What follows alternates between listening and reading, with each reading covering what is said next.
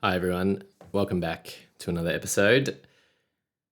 Uh, it's been a long time coming for this particular episode, and I've been putting it off for quite a while because I know it's probably going to be a lengthy one, and I've been trying to be in the perfect headspace to record it, but that is not possible and is not the right way to approach things. So I'm just going to record it, and hopefully I can articulate what I'm trying to say for this episode, which is going to be about Champagne Star.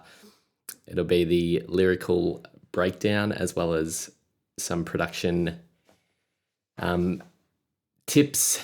Well, not tips, but just some insights into the production and some things that you may not know I've done or what goes on in the music making process in the background, which is very intricate, and you're probably going to learn a lot of things that you didn't realize that is happening in the song. And you'll probably, when you listen to the song again, you'll understand and realize what's happening.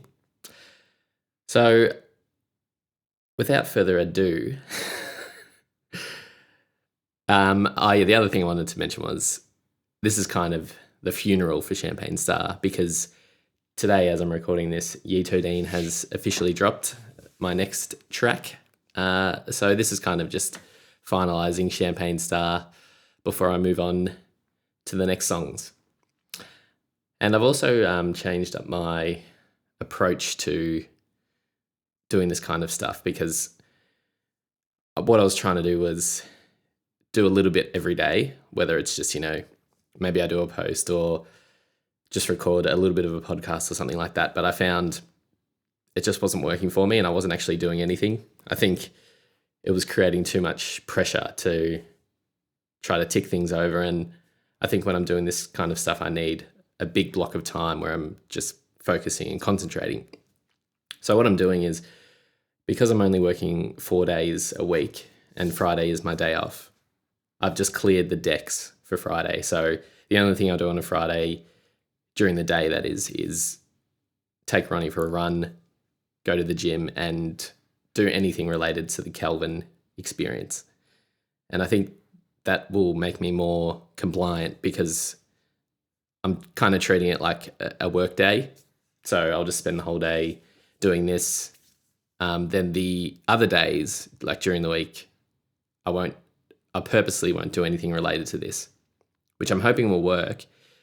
And if I can just have one full day of this each week, that'll keep things ticking along nicely.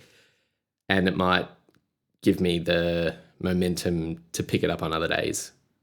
But we'll just see how it goes. So that's just a new strategy that I want to implement.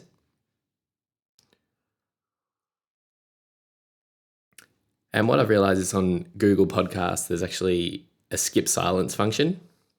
So I could just stop talking for 30 minutes and it doesn't matter, because if you're using Google Podcasts, it just skips the silence. So it just takes the pressure off. So I'm gonna have a break now and just sip some more tea. And I'm drinking the camo tea today. And I'm not feeling very relaxed from it. I'm feeling very stressed and anxious about this episode. I spent a good 30 minutes before trying to set up the camera and the lighting, and I'd done that, I reckon, twice in the last 2 to 3 weeks, where I'd set it up and I'm ready to record. I'm like, nah, I won't record it now. And I just had to get over the hump. So we're here. So what I do is I'm just going to play each section of the song. Depending on the editing, I might chuck the lyric video in the bottom corner as I play.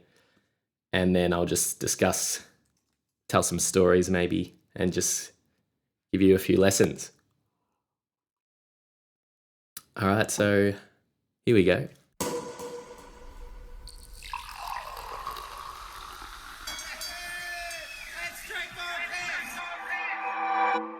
Okay, so the intro, or not the intro before the intro. So all I did was I went onto YouTube and looked up a champagne popping sound and a shooting star sound, because obviously the song's called Champagne Star. So just add a few sound effects in there to really paint the picture. And the ones I found are royalty free. So you can just download them, don't have to pay. And I put those in there. Now, the voice in the intro is the late PK Senior, but it's not just PK Senior, it's Barley PK, because the audio that I've taken from that video was when he was in the great land of Indonesia, and most namely Bali. And I never went to Bali with him, but he was dubbed Barley PK because of the antics he would get up to. And based on the antics he would get up to at home, I can imagine it would be him on steroids over there. So the story behind that sound take is he was at a resort, and it was a poolside bar, which in the video it's quite busy.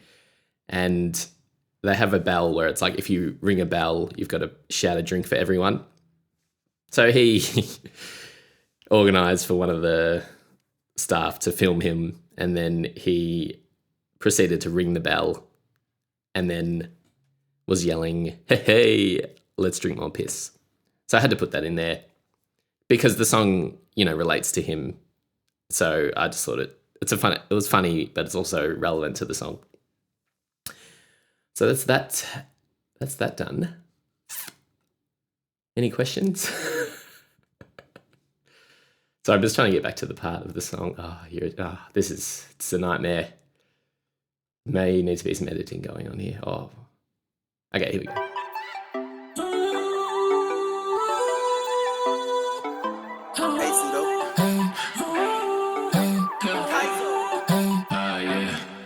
All right, so usually when I start to record a song for the first time, and it's in a lot of my intros where I'm just kind of like singing. No, I'm not singing words, I'm just singing like a random melody. And the reason I do that is when I put the auto-tune on, I need to work out if the key I've selected is right and how it's sounding. So normally I just do like a random sound like that. And then I just leave it in the song because it's just like a natural thing. And that one was giving me the Sea Breezy vibes, even though it's a long way up, but I was like, this reminds me of Sea Breezy, so I had to leave it in. Then there's a couple of hays in there, and then before the intro to the chorus, there's a yeah in the background. Now, the thing with that yeah is that was in one of the first takes that I actually recorded, and I kept it in there because it sounded stupid to me, and it reminded me of like Cartman off South Park. So I just thought it was funny and left it in there. Now, just a little deviation. I'm wearing the bucket hat today, and I believe it looks very stupid with the headphones on, but I need to do it because the bucket hat is part of the branding. And if you're in the Calvin Inner Circle, you would have received an email this week with a little exclusive and some information about a potential merchandise in the future. But I can't give too much away. Those who are in that circle will know. But if you want to be in on the circle, you just got to pre-save the next track, and you'll be on the list. But anyway, another little side that I wanted to mention too was the good thing about doing an episode like this. And I know that my brother listens to all the episodes. So, pal, hope you're well. I would never have a conversation with Pal about, like, I wouldn't call him and be like, hey, do you have an hour to talk about Champagne Star? I just want to talk about the production that I've done and the lyrics and everything like that. So it's actually a good way in that sense to have a conversation that we probably wouldn't have. And that goes for anyone who's listening and people that I know that I probably wouldn't talk to about this stuff. So just wanted to chuck that in there. All right, so now we go to the famous intro. Life is hard. Bad things happen, no Jafar, feeling scarred. So life is hard. Bad things happen, no Jafar, feeling scarred. So the life is hard line, at my dad's memorial, Paul actually said that. But I'd actually written this before that memorial, which is interesting. So just funny how our minds are similar in that regard. Obviously, this is about my dad's death and his suicide, which in September it's coming up to 2 years. And time really is flying, I can tell you. And, I would say it's gotten a bit easier, but, it's very up and down, Like, it's anyone who's lost anyone knows it's not a linear thing, and sometimes it just gets you when you least expect it. But so life is hard, bad things happen, no Jafar, feeling scarred. So Jafar is obviously in Aladdin, and being a 90s kid, Aladdin was one of the peak times back then.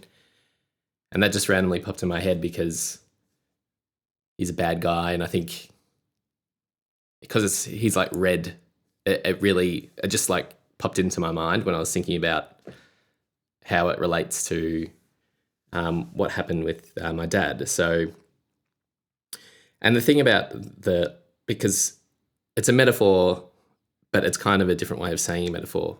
Because usually you would say bad things happen like Jafar, but in this case it's saying bad things happen no Jafar, because Jafar isn't there. Obviously, it's kind of like it's just another take on a metaphor, which I don't know how long that's been going on for, but for me, I know that Lil Uzi does that quite a lot. So I think that's where I got the influence.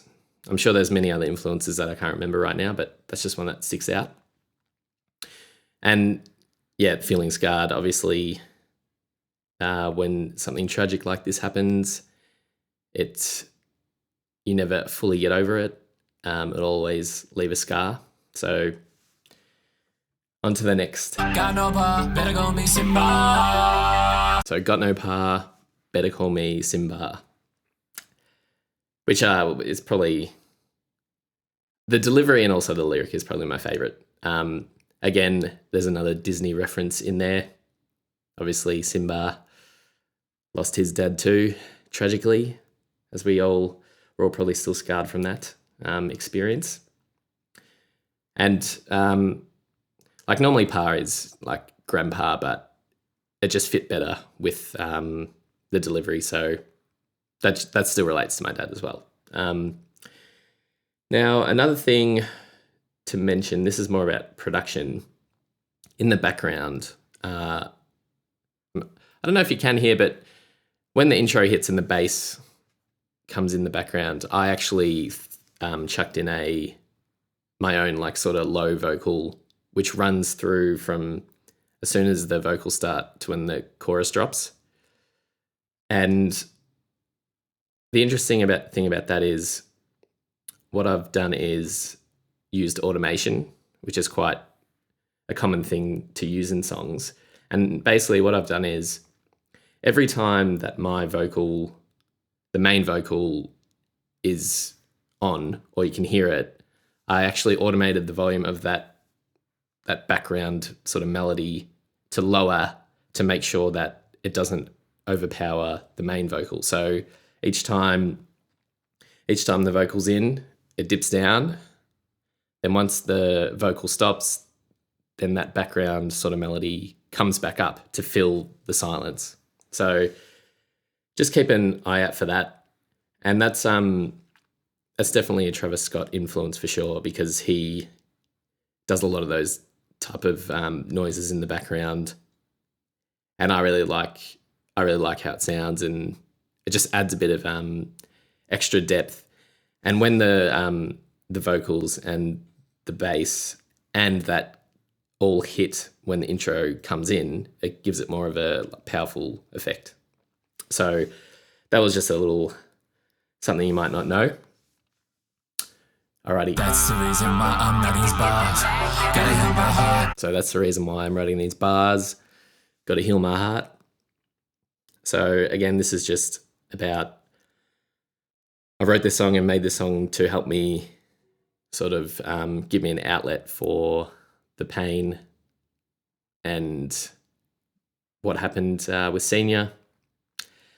And obviously bars, as in like, rap bars, but it's used like in every song basically with hip hop or rap. So that's why I chucked it in there. Now we'll just go to the little second before the chorus hits.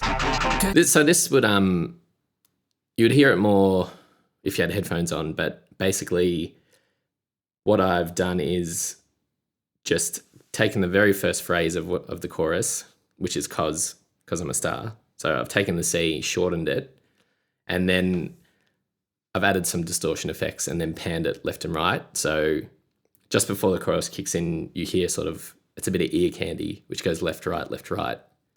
And the good thing about that is it kind of, for me, when I hear it, I'm like, oh, what's going on for a sec? And then the chorus hits. So it's just kind of another interesting sound to add in before the big drop of the chorus. Now with the chorus, 'cause I'm a star, hey, burn from the scar, hey, you and me to me, we gotta go far, hey, 'cause I'm a star. So what I've done, because there was this video I found on YouTube, which is basically how to make a chorus feel like a chorus. Because like usually you can tell a chorus is a chorus where things repeat or there's more vocals or that type of thing. But sometimes you can actually create more of a feeling. So what I did for the chorus is with the, just trying to think about how to best to explain it in like a really simple way so it's not taking up too much time. So more or less, just to keep it really simple, there's different sounds within a song. So we'll say the low end, the mid-range, and the high end. And I guess the goal of mixing is to create a balanced sound where everything fits along each different frequency range. So as an example, say there's an instrument in the song which takes up most of the mid-range frequency, and say my vocals take up most of the mid-range frequency. What's going to happen is there may be clashes with sound because they're both occupying that space on the frequency spectrum. So you're more or less trying to make you've got to take away things or add things to make everything fit properly.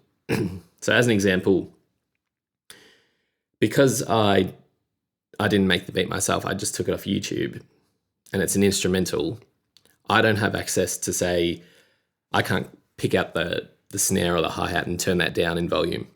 Like to make it, like say I wanted the vocals to, like say I thought the snare or the hi-hat was too loud. I can't actually turn it down because it's just one like sort of track.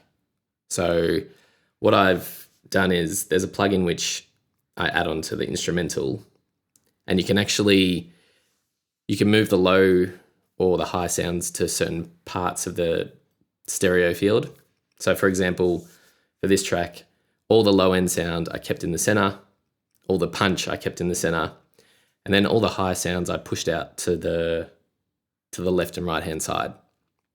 Now what that does is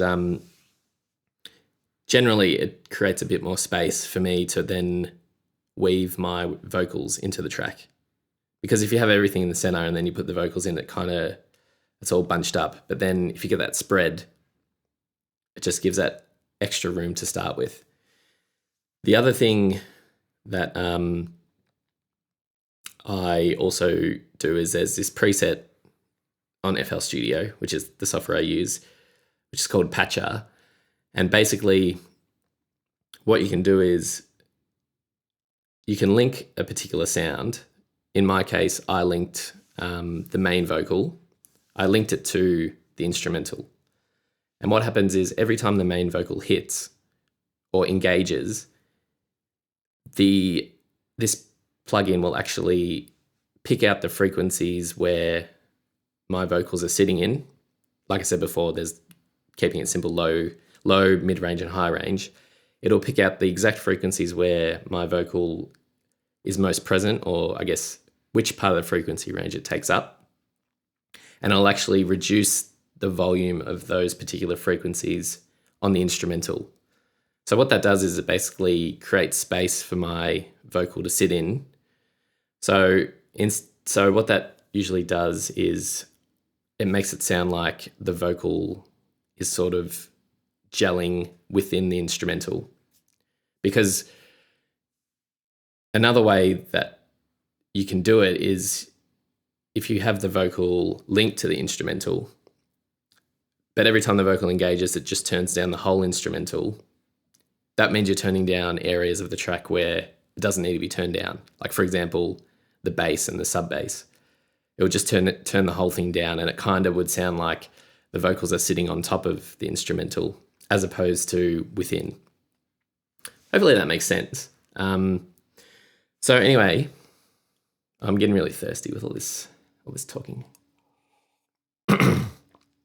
So anyway, back to the chorus, and what I was trying to do there is at the high end of the sound or the frequency spectrum, there's a range which is kind of called air, and it's basically, if you were to turn the volume up in that particular area, it kind of makes it sound like there's more openness or air to the sound. So as soon as the chorus hits, I actually have this equalizer engaged, which bumps up the volume of those frequencies or the air, so that as a listener, it sounds more open, and you kind of feel like, this is the moment, or this is the chorus, because it's got that different kind of sound to it as opposed to the verse and the intro. And normally the other thing you would do is you would turn up the volume of the chorus to make it a bit more louder than other parts of the song. But in this case, because I had more vocal layers actually stacked, like quite a few more vocal takes recorded, it was louder anyway, so I didn't need to do that. So just keep that in mind when you listen, and just see if you can sort of feel or pick it out. The final thing I also did with the instrumental, this is just overall, I just wanted to throw in, is there was a frequency which is like, this is like in the sub bass area, I think, which is about 32 hertz. And that's more like a feel, or like the power of the bass, not so much you can hear it, but you could feel it. And all I did was turn that up by like 1 dB, which is a small increment. But I noticed that when I played this track at the listening party I had, when the chorus hit, like the bass was really, like, I could feel it was really hard hitting, and I could tell that was because I just tweaked that little frequency up just a touch. So that's another little tidbit there. Okay, so back to the chorus. So it's, because I'm a star, burn from the scar, you and me do me, we got to go far. So this is basically me giving myself a pep talk, like during the, still challenging, but like the peak of the challenging times, grieving senior, kind of being like, you can do it type of thing. And when I say you and me do me, we got to go far, I'm saying, as much as, I can get external support and rely on friends and family, I've got to help myself. So that's what I meant by that. And the burn from the scar, it's kind of like a double, it's like the death is like a double, it's like a double hit. It's like, it's caused a scar, but then I'm also getting burned at the same time. So it's it's 2 levels of pain, really. So, because I'm a star, can't get over me. So again, this is again the pep talk to myself to really lift myself out of the difficulty. And I remember when I was recording this, I was living in Avondale Heights at the time, and my former partner Amber and my housemate Emma, they were actually in the kitchen cooking, and my office/studio was like kind of next to the kitchen. And I remember when I was recording this particular part, I could just hear them laughing because like if I took all the effects off and played it, it would sound like shocking because the auto-tune and all the effects just, it saves my life. But I remember I was trying to get like the melody part right. Not that because I'm a star, but the like getting that part right. And I remember I started to get it right and it was like the best feeling ever. I just took a break because the recording cut out, but I'm back. But as I was saying, so I was trying to do the high part as well, which is the hardest because the range of this voice is not great. So when I try to sing the high, it's very hard to do. But when I record with the effects on and auto-tune and reverb, you can hear what it's going to sound like when it records. So that's how you can use it to your advantage to make it sound a certain way. And I knew that when I was doing it, it was like the octave, like I was singing an octave above the lower parts of the melody. And apologize, Ronnie's here just causing mayhem. And this actually goes back to my musical, like playing guitar. Like I used to practice trying to hear what an octave sound like, what a third, what a fifth sound like, different note combinations, I think that's called. And so when a lower note, if you just go up an octave, in this case it's my voice, and if you sing it the exact same note but just on a higher tone, it kind of rings together. And it was doing that, so I knew, yes, it's synergy, it's together. So I was loving it. Anyway, so then the second half of the chorus repeats, but we'll just play it anyway because that's what we're here for. And it went back to the start. Burn from the sky, you and me do me, we gotta go far, 'cause I'm a star. Yes, I'm a star. Can't get over me. So yeah, more of the same, but just with the instrumental, there's an extra instrument that comes in during the second half. So when I did the chorus, I just felt like that was enough to give it a bit of variety and repeat, because the chorus only repeats once technically, or 1.5 times, because in the second chorus, it's just the first time and then it changes up. But the thing about the music is it's like it's like a blank canvas. Silence is the blank canvas. And then you're painting and you're making the picture, and sometimes you can overpaint, and silence and space is actually a good thing, which was basically my main goal for this song was to keep it super simple, plenty of space, plenty of room to breathe. And it actually, for me, is a better way to do it because it doesn't overcomplicate things. So just having the extra instrument that came in the second half was enough for me to be happy with that. So we move to the verse now. Can't get over me, watching over me. He got cross-eyed seats and all my major face. Can't get over me, watching over me. So again, this is about senior. So this is taking that can't get over me related to family and friends, but now I'm relating it to senior and how he's watching over me. Just a little thing I added there for that second one, because I repeated the phrase more or less, just tweaked the words a little bit, but it was the same kind of melody. I wanted to add something different to it, just so it gave it a bit more variety. And what I did was I just took the vocal and then pitched it down, I think it's 12 octaves. So it kind of sounds like a demonic voice, which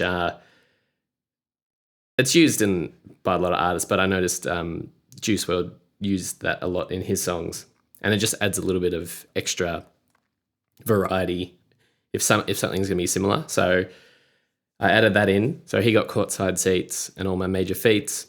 So basically saying he's not here anymore. He's not here anymore, but he's got the best seat in the house. And because I play basketball, courtside seats and all my major feats. So he's still going to be there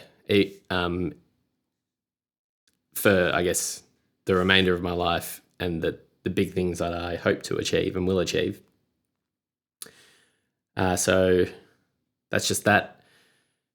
In the background too, I'm sure you can hear there's like a little vocal melody that I put in there, which is from the intro.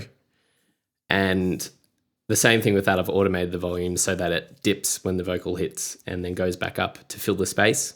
And like I was saying before, painting a picture, creating space, using silence, it all kind of adds to the tension, more or less, which is more prominent in the bridge coming up soon.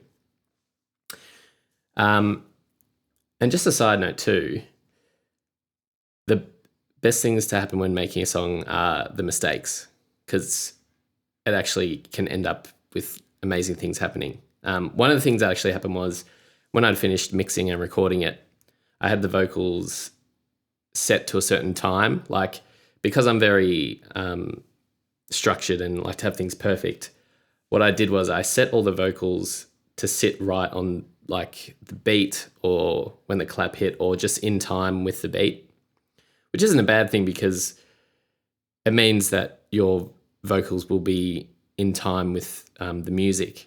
The only issue that I found with that is it can kind of lose a bit of its own feel and rhythm. It kind of makes it a bit robotic because it's like, because it's your voice, you're not delivering like a robot. Like, you might deliver it slightly off time and then you bring it back or that type of thing. So I was going to run with that. And when I exported the song to master it, I must have pressed a button or moved the mouse, because when it exported, it moved all the vocals either like 1/6 of a step left or right.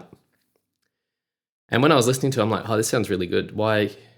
But it sounds different. And then I realized I'd done something, but it actually gave the song a bit more, I felt like it gave it more rhythm and bounce to it, and there was a better flow. So that was a good mistake to happen. Come and go defeat things he could not beat, oh please.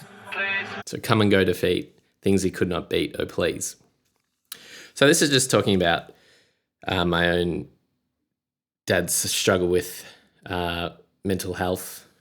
You know, he had bipolar, and eventually it got the best of him in the end. And, you know, when that happens, you kind of, I worry, or I have worried about myself and, you know, am I going to be in a more vulnerable position? And hopefully I can overcome these things that he couldn't. And I'm kind of being like, please help me overcome them, because I never want to be in that position where he was in at the end, where the suffering was too much for him. So just thinking if I've got anything else to add to that. Yeah, but I think it kind of, when something like this happens, it has the reverse. It's had the reverse effect. It's made me more, makes me want to live more. And when things get very difficult, to overcome them and never give up. So it's had a positive effect in that way. And it's also, well, I can't really use that card now because it's already been played. As sounds pretty brutal, but yeah, I have had that thought within me at times, like, well, I can't do it now. Like, even if I wanted to not live anymore, that unfortunately I can't use that route because it's never the way. But that's the kind of thoughts that went through my head previously. Alrighty. So I like this bit of the song because the music cuts out suddenly, which is kind of, I'm trying to add to the emotion of that previous line about wanting to defeat what my dad couldn't. And then I just added a please in silence because it's just to emphasize what I really want to defeat, more or less. And I got an itch on my nose. I need to move away so you can't see me scratch. What I added in there, and I do it in all my songs, but this, I'll talk about it more in the later section, but it's called reverse reverb. And basically, before that please, you might hear sort of like a rising sound. So basically what you do is you take a snippet of the very first part of the phrase, so the letter P, and then you more or less put reverb on it, reverse it, and then you line it up so that the end of that phrase of the reverse reverb lines up with the start of the phrase in the song. So it creates it creates tension, but it also, I think, directs the listener, because you hear this rising sound and you're kind of like, oh, what's going on? And you follow it, and that's where you get to where it's leading you. Now, again, that's another Travis Scott effect. That's kind of where I got it from. It was like how to sound like Travis Scott type of video on YouTube. And that was one of the things I picked up, and I really like it because, again, that's another way to paint the canvas, add to the silence, and also create tension.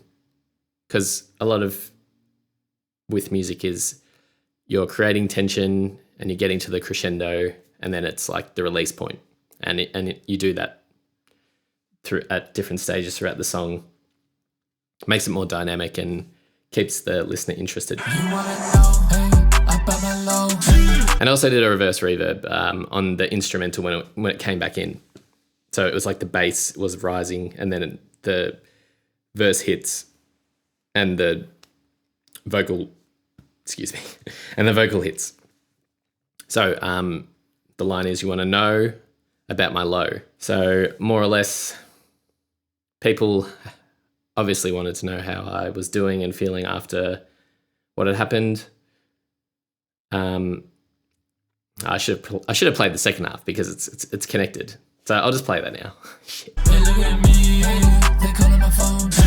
So you want to know about my low? They look at me, they call on my phone. So people want to know how I'm doing after it. Now there's actually two stories. So the they look at me part was actually I'm trying to remember. I think it could have been Coachella or some Christmas party with the New Zealanders. But on one of those nights, I was speaking to my friend Sigil and told her what had happened, and she wasn't aware of the events. And so she was obviously shocked, and we had a conversation about it. And then I remember after the conversation, I went and sat down, and she was sitting, like, I think across from me. And I'm not sure if this was my own anxiety or whatever, but I kind of felt like, oh, she's looking at me, and like, in terms of like, oh shit, like, can't believe what's happened type of thing. So that was just not in a negative way, just that was just my observation at the time. And when I wrote this lyric, when I was writing the song, that was one of the things that popped into my head. So I put that down. And then the other one is they call on my phone.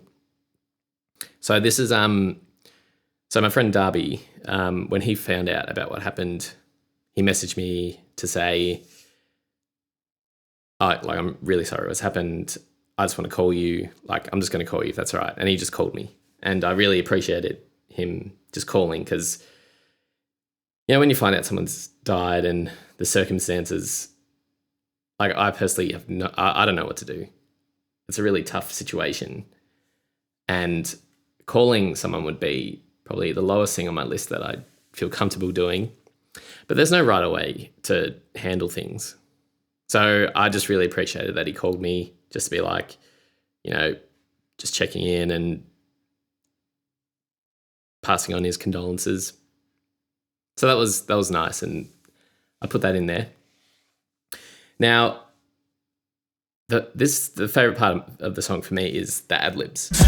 The interesting thing, and some people might not understand what I'm saying in the ad-libs, but it's because the please ad-lib in the silence part slightly earlier, I accidentally made this ad-lib because I was trying to put just the phrase please, which I'd use, into this section for the ad-libs, but it wasn't hitting hard, and it wasn't like a real energetic ad-lib for some reason. So I just thought, let me just reverse it and just see what happens. So I ended up reversing it, and I randomly just cut the clip down in size just to a random point. And when I played it, that's when it was like, because it sounds like sear, but it's just please in reverse. And it fit perfectly with where I'd cut it and reversed it. So I just put that in there. And it's also got another layer underneath it, because I think I've said that I didn't really, like, it's hard when people ask you, how are you doing? And they want to know. And it's like, I really don't want you to ask me, but at the same time, I do want you to ask me. So that's where the reverse please, because it's like I'm asking, I want you to ask me, but I don't want you to. So it's kind of like a call for help, but because the please is reversed, it's a way to indicate deep down I want you to ask me, but on the surface I don't. If that makes sense. And just the ad-lib sounds, it's my favorite ad-lib I think I've done on a song, because it's just like the way it hits with the 808 and just the way the reverb is, it's like a real powerful ad-lib. And I just added a bit of distortion on it to give that bit of edge. They wanna know the feelings I don't wanna show. Cool. They can't get over. So they want to know the feelings I don't want to show. Go. So again, I've kind of explained that before. People ask me, hey, how you doing? And I really don't want to tell you how I'm actually feeling, because it's too painful at the time. Too painful. And I can't do it, more or less. So there was that. Now the go ad-lib, that's also encouraging myself, because going into the next section is kind of where I feel like I open up a bit more about how I'm feeling. So the go is like, yes, like keep talking, keep bringing it out. And then there's just They Can't Get Over Me in the distance in the background.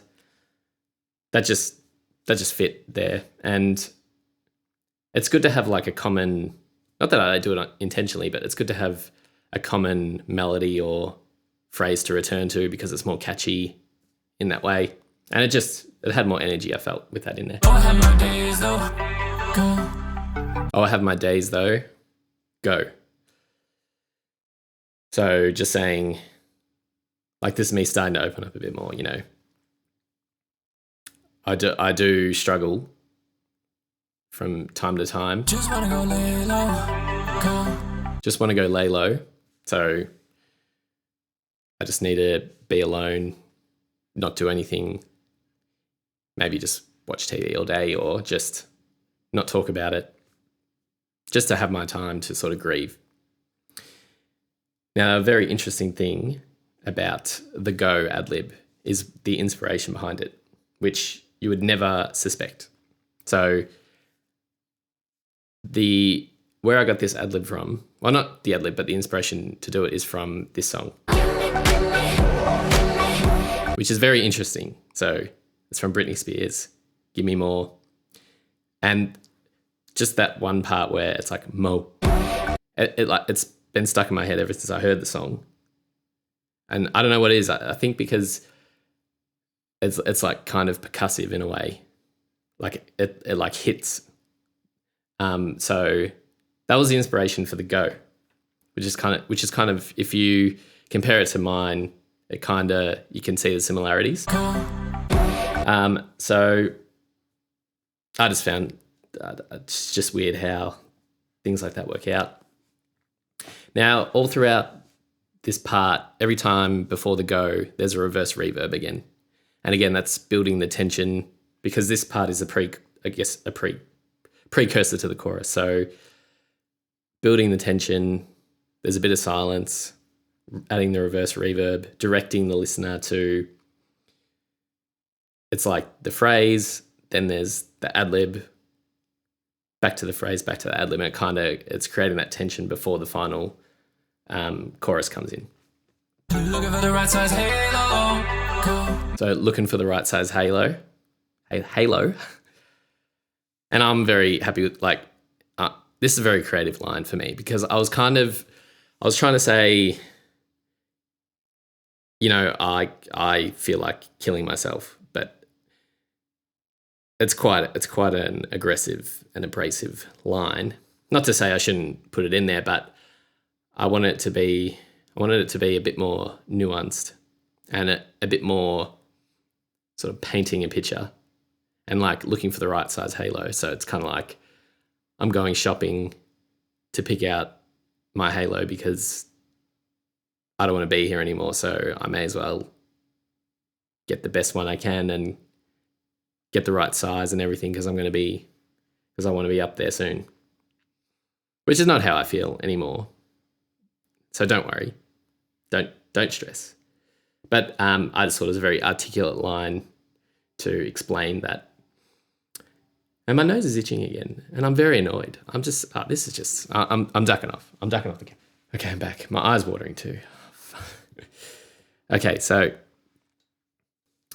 next part. But to you, I'm eternally grateful.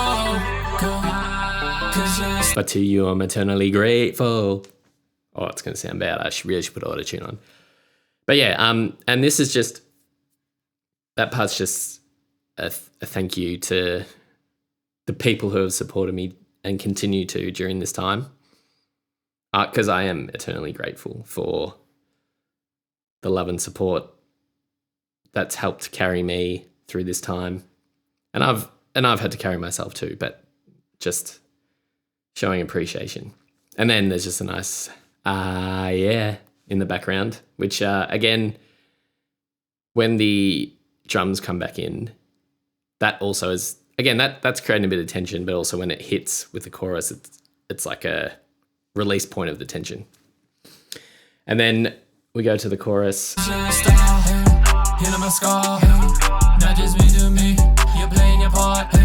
So then it's, because you're a star, healing my scar, not just me do me, you're playing your part. And again, this is about everyone who's supported me. And now it's not me having to do it by myself.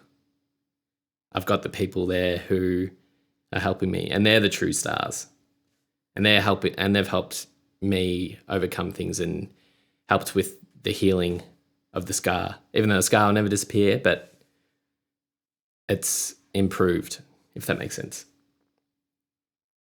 And, you're playing your part. Like, you might not think that you're doing much or anything, but just know that whatever you've done is enough. And I'm here now. And I'm feeling a lot better than ever.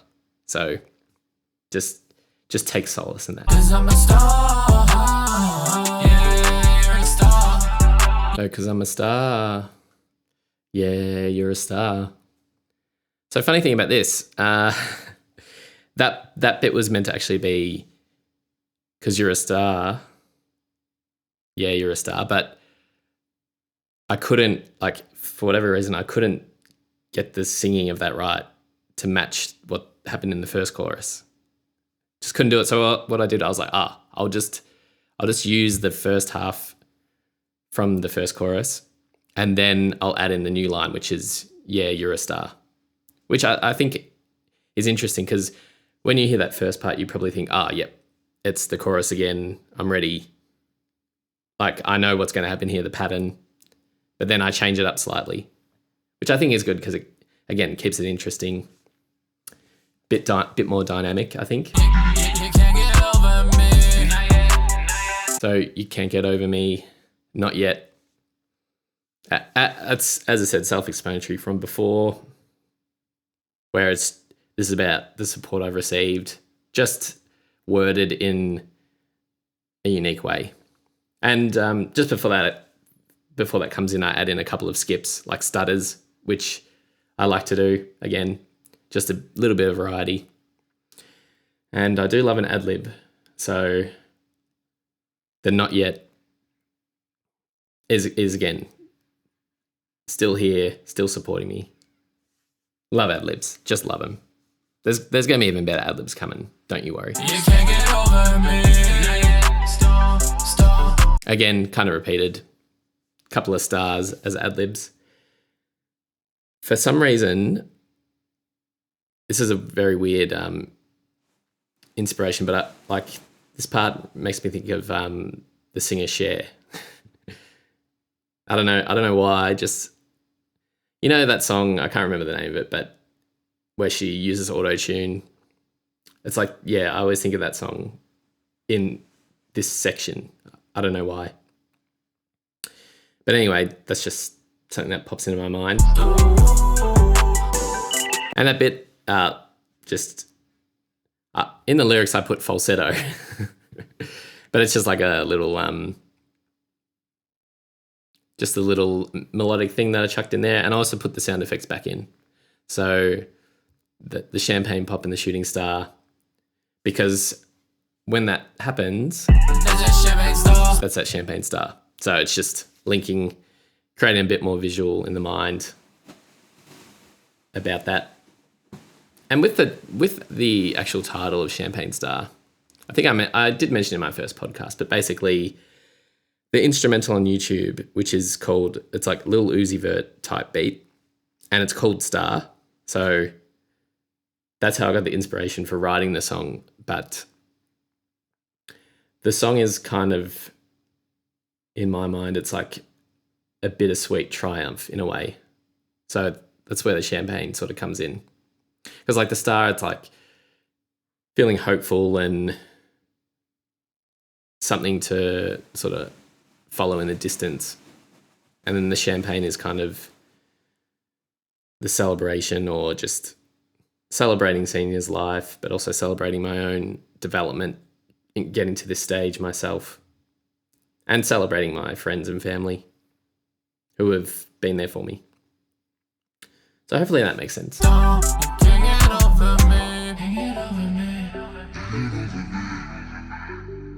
So you can't get over me, can't get over me, can't get over me. Now that actual last phrase before the chorus ends, that was one of the very first takes I did, and I kept it in there because I liked how it sounded.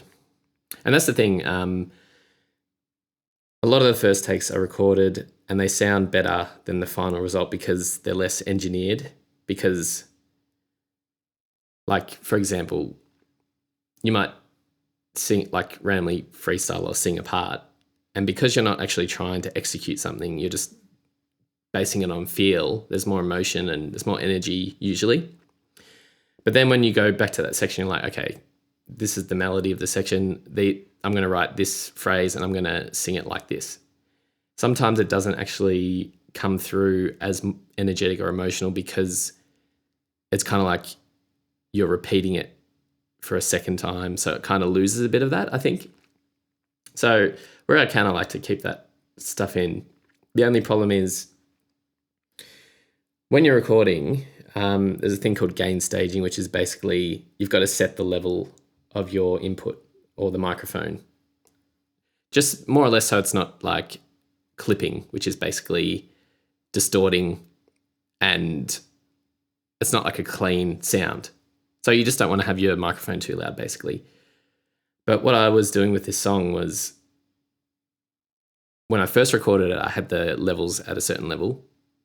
Then when I was recording it for like the proper, like, oh yeah, this is actually going in the song, I changed the levels to be at a better volume. Now, because there's differences in the gain at the start, that can affect how plugins and effects work, because usually there's a sweet spot of volume that you want to have it at. So sometimes you can't keep those first takes because it doesn't fit or it doesn't sound as good as when you've got everything organized. So the learning there is, when recording, just to have a level set and don't change that level until you've finished recording the song, basically, because then you can use everything. But I've already broken that with my next song, because I was more doing a test and I stuffed it up because I had some good takes, but I think I need to change the volume. So we'll just see what happens. The other thing is, as you know from quarantine, it's kind of a signature now where at the end of the song, I'll pitch the vocal down again to that demonic type of sound, which I just like how it sounds. It's a different sound and it kind of sounds a bit more gang, if that makes sense. And that's like a 3-6 Mafia thing as well. Like in a lot of their songs, they pitch the octave, they change the octave, and A$AP Rocky also does that as well. So I think it's just a cool sound. And then I just pitch down the shooting star at the end, just to give it a bit of different flavor. And then the instrumental just fades out naturally. I didn't put that in there. That's just part of it. And I just left it in there. I think I'll just talk about my strategy as well at the end. So with like an episode like this, which is an hour now, I'm trying to, I don't know how many I will make, but try to make at least 3 to 5 reels from the content in this episode. So for example, the Britney Spears part and the inspiration, I can just make a short reel about that and compare it with my song. That's like one piece of content. Then when I'm talking about maybe the production stuff, again, that could be another piece of content. When I'm talking about the meaning of the song, that could be another piece of content. And I guess it's just like, the more that you can repurpose the content, it seems, the more I can get out there. And who knows, it might be just that one piece of content where someone hears it and they're like, I like the sound of this, or I've learnt something from this, or that inspired me, or whatever it is. And then I think that's how things can get rolling. So glad to be at the end of the episode. I'm glad to actually have finally done it, because now I can focus on my new song, which is called Change, which will hopefully be coming out sooner rather than later, but I reckon it might take a while. But we've got Yeeta Dean that's dropped today. If you're still here, thanks for listening to the whole episode. I know it's a long one, probably 4 parts, but appreciate you all. Appreciate the support. Love you all. And I'll catch you on the next one.